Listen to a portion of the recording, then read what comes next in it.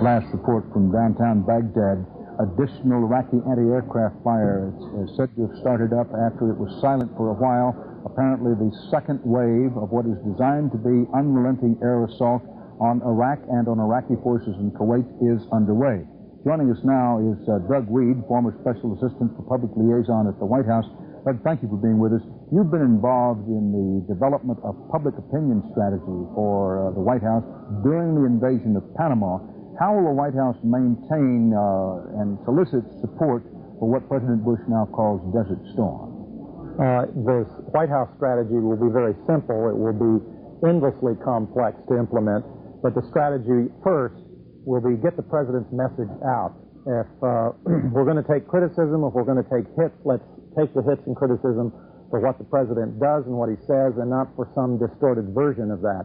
So there will be a great effort to get the President's message out.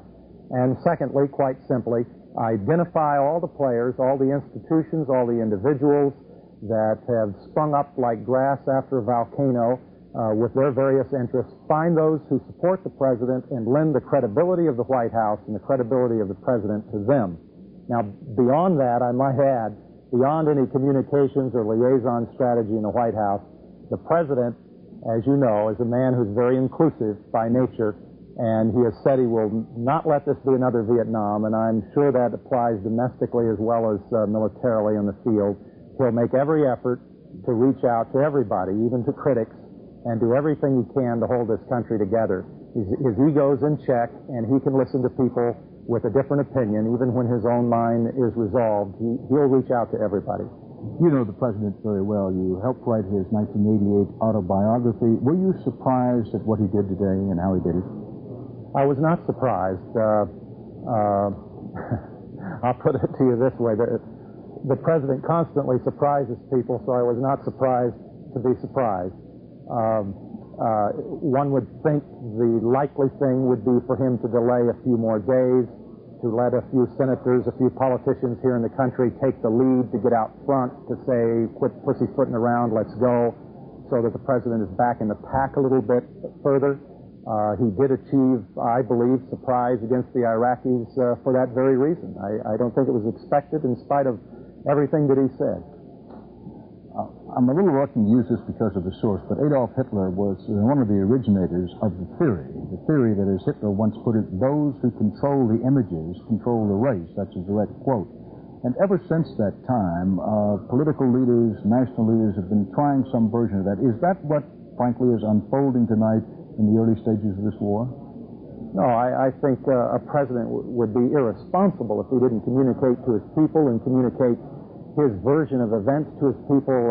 He has to do that. I mean, this is not propaganda. The President, when he spoke tonight, the themes that he enunciated, there was a moral underpinning. The President's talking points, if you will, which you'll be hearing a lot in the next few weeks, few months, have a moral thread woven throughout them. It'd be irresponsible for him not to mention them. He spoke of 5 things that I saw in the speech tonight that I believe we're going to see repeated continually. And what were those things? One piece that we did try, that Saddam Hussein knew about the 15th. He knew about the 15th. We did go to Geneva. We were trying peace. 2, we aren't the only country in the world who came to this conclusion, that this was necessary, that this was the morally responsible thing to do. Indeed, they all came to this conclusion, virtually, and that's the United Nations resolution, which he emphasized.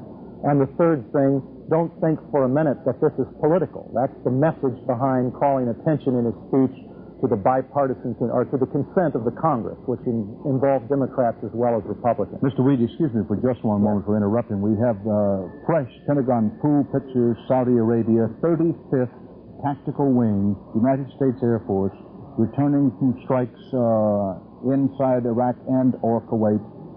These pool pictures just made available as part of the U.S. military. These pictures have been subjected to censorship. But these are aircraft arriving back in Saudi Arabia after strikes deep into Iraqi territory. Mr. Wead, we don't have long left here for this segment as we watch these pictures of American airborne warriors returning from their early strikes. But what about conservatives? Much of the criticism about President Bush going to war or threatening to go to war has come from the conservative wing of the Republican Party. Have you been surprised by that? I haven't been surprised because we're not fighting atheistic communism. So that's a spin that is likely to happen. This is a little more complex, a little bit different. Everyone compares it to Vietnam. It's not the same thing. But I think you'll find, and the polls will show, that within this week, the conservatives in this country are going to unite behind the president. The moral appeal, motivation to the president, or rationalization to take him to war, was what happened in Kuwait. The president is moved by personal experience more than he is by casualty reports. He was in Panama, and when the rape of Kuwait, the atrocities, when that intelligence came to the president, I think that was the trigger more than anything else. People say, how can he go to war? I think he went to sleep at night saying, how can we do nothing? In a post-communist world, there's not the threat of nuclear war from this. How can the United States sit back and let this happen? We have no excuse this time. I think that was the motivator. I think that will rally the conservatives at this time. Thank you, Mr. Wead.